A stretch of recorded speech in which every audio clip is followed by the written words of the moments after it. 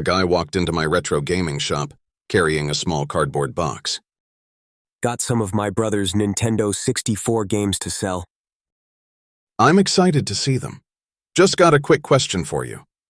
I'm not accusing you of being a thief or anything, but for legal reasons, I'm required to ask. Do you have your brother's permission to sell his games? He actually disappeared over 20 years ago. He's been declared legally dead. His old games were just sitting around in the basement. My parents said that I could sell them. I'm really sorry, I said. I couldn't help but wonder if he was making the whole thing up. I had become jaded over the years. You wouldn't believe the sob stories people come in with to try to get more money. There was this one woman who came in nearly every year, attempting to sell some worthless PC games, telling me that her baby had died and that she was trying to pay for a funeral. Either she was the unluckiest woman alive or an unimaginative liar. I appreciate that. He said as he started unloading the box. He had a nice collection. Super Mario, Mario Kart, Donkey Kong, Mario Tennis, Zelda, Ocarina of Time, GoldenEye 007, NFL Blitz, Madden NFL 2000, Army Men, Sarge's Heroes, Tony Hawk's Pro Skater 2. Nearly all of them came with their boxes and manuals, which made them much more valuable.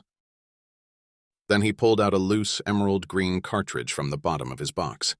I heard that Nintendo had offered emerald green cartridges to publishers, but was almost positive that no one had ever chosen that color. After looking at the label, I was even more confused. It was titled Desert War. 388 N64 games had been produced. I hadn't played all of them, but I can tell you with 100% accuracy if a given title was an actual game. I was certain there was never a game called Desert War. I looked at the label closely, which depicted two soldiers in WW2-era uniforms facing off in a desert landscape. It looked legit. There was the ESRB rating in the lower left-hand corner, T for teen, the Nintendo logo, and the official Nintendo seal of quality. The only thing strange was the publisher's name, Celatorum Games. I had never heard of them before. I turned the cartridge over and examined its back. Everything checked out. I decided to Google it, wondering if I could have somehow forgotten about the game. No results. The game simply did not exist. But somehow, I had it in front of me. You remember where your brother got this? I asked. I thought this might be an elaborate hoax, that the guy was going to tell me that this was a one-of-a-kind game worth thousands. He shrugged. Can't tell you. Think he did most of his shopping at GameStop? Do you remember playing it with him? I don't, actually. Don't remember ever seeing him play it. He must have got it shortly before he disappeared. It's very strange. I can't find any mention of it online. I can do more research on it, ask some friends who might know about it, and make you an offer in a few days. I'll take $20 for it. I live rather far away, so it's probably not worth my time coming back here. I accepted his offer, telling him that on the off chance the cartridge turned out to be valuable, I'd share the profits with him. I'd been in this business for 12 years, and this was the strangest thing that had come through my doors.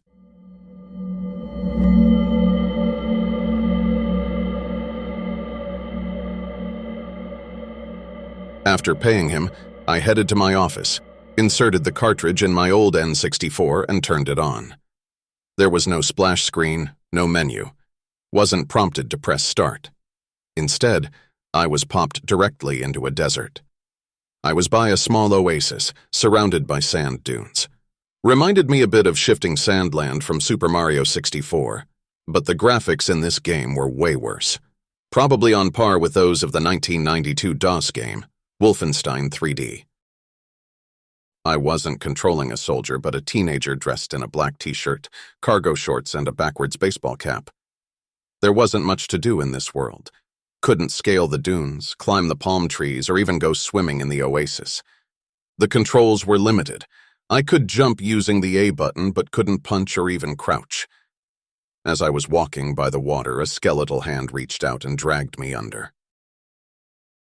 There was a cutscene of the kid falling through murky water. Suddenly, the screen turned black. I thought the game had crashed, but a few seconds later it came back on. I was in some cave.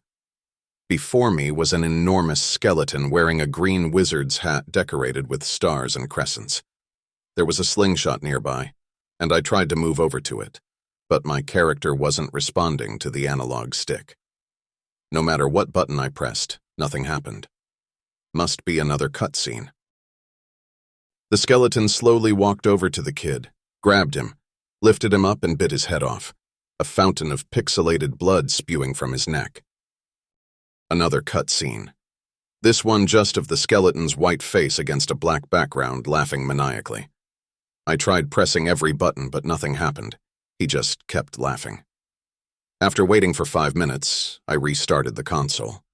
I expected to be back in the desert, but instead the laughing skull was back on screen. I turned it off. I thought I knew what this game was. It was some gag gift that some studio put out. They probably made 50 or so of these cartridges for the employees to give to their friends and family.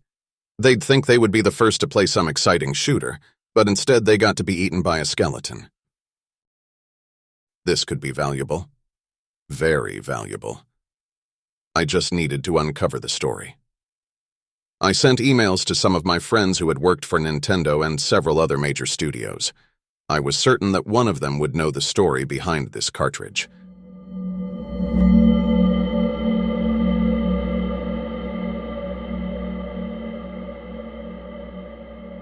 In my sleep, I returned to the landscape from Desert War.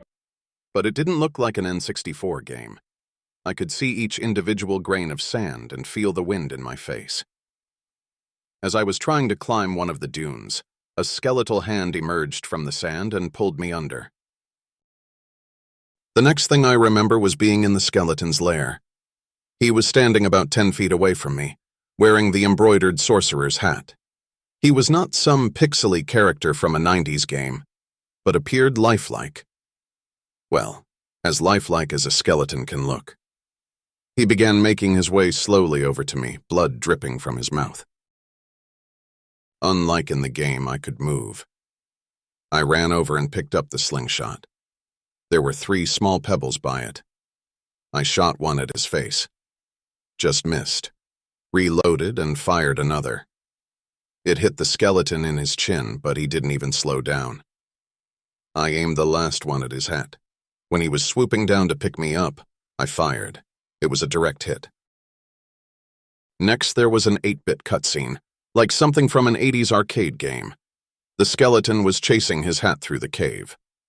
Congratulations, the screen flashed as virtual confetti fell. You have completed the first level. I woke up trembling and soaked in sweat. God, I thought, that was a weird-ass dream. You'd think that someone who worked in my line of work would often dream that they were in video games. But I didn't. In fact, that was the only video game-related dream I remembered.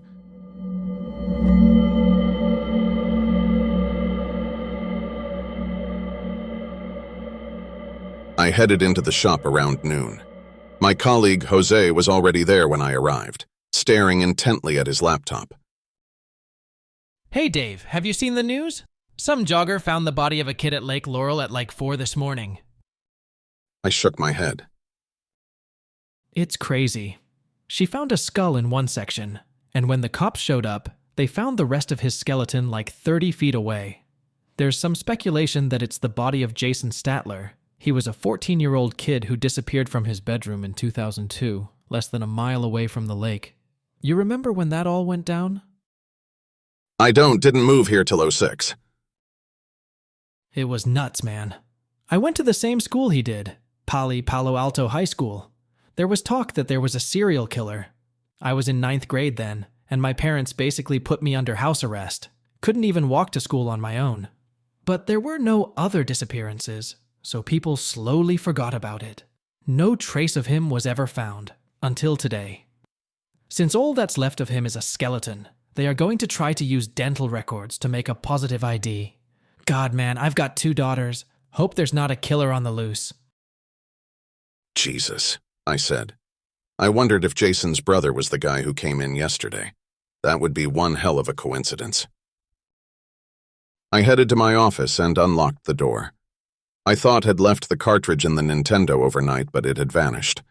I searched my office for about 10 minutes, thinking I may have misplaced it, but couldn't locate it. I went back out. Jose was still watching the news broadcast on his laptop. "Hey," I called. "Did you take a cartridge from my office? Game was called Desert War." He shook his head. Haven't been in there, but that title does sound vaguely familiar. On his laptop screen, they were showing a grainy photo of a boy wearing a backwards baseball cap and a black t-shirt, like the character in the game. Another coincidence? "Hey, turn that up," I said. The voice of the reporter filled the room. Did received word that an examination of dental records have confirmed that the body found early this morning is that of Jason Statler. How'd they not find him sooner? You'd think that lake would have been the first place they'd check, and even if they didn't, it's a popular spot. I shrugged. Who knows? Maybe someone dumped him there recently. We have also received an additional update from the sheriff's office. The reporter continued. A distinctive hat has been found near the body. They are asking that if you have any information about the owner of this hat, to call their office at once. A photo of a green hat embroidered with stars and crescents came on screen.